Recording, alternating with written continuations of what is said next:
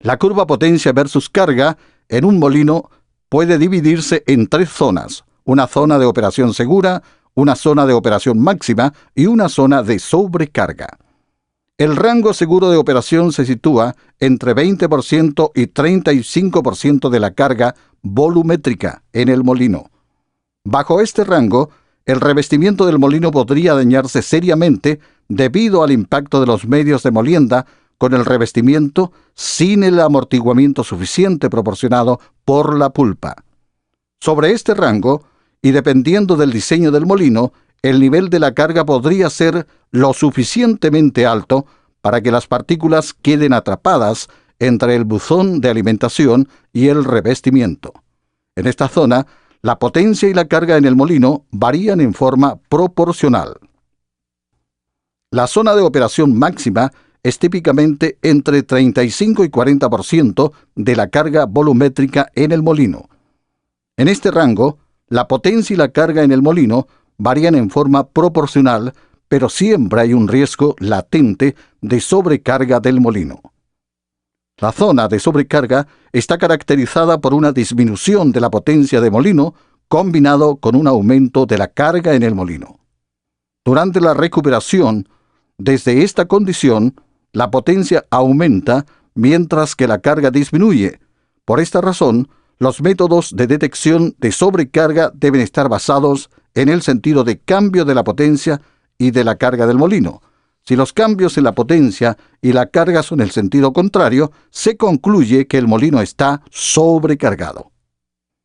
Es posible construir una tabla de decisión basada en los cambios que experimenta la potencia y la carga en un molino con respecto a los respectivos valores de referencia. Si la potencia y la presión de descansos están en sus valores deseados, obviamente no hay necesidad de ningún cambio. Si la carga está por sobre el valor deseado y la potencia está en su valor deseado o por encima de este, se aumenta el flujo de agua. Esto resulta en una descarga del molino más gruesa y en una reducción de la carga en el molino. Si la potencia está bajo el valor deseado, existe riesgo de una sobrecarga en el molino. El tonelaje de alimentación se disminuye en cierta cantidad o se corta completamente dependiendo de cuán bajo es el valor de la potencia. Si la carga es muy alta y la potencia está en su valor deseado, significa que el mineral es duro y difícil de moler. La solución es agregar bolas. Si la potencia es alta, entonces se debería disminuir la alimentación, ya que podría llegarse a una condición de sobrecarga. Si la potencia es baja, entonces se debería detener la alimentación, ya que se ha alcanzado una condición de sobrecarga. Si la carga es baja y la potencia está al valor deseado o es alta, entonces se debe disminuir el flujo de agua con el fin de aumentar el tiempo de residencia en el molino. Si la potencia es baja, significa que el molino tiene una carga más baja que la normal y que se debería aumentar el tonelaje.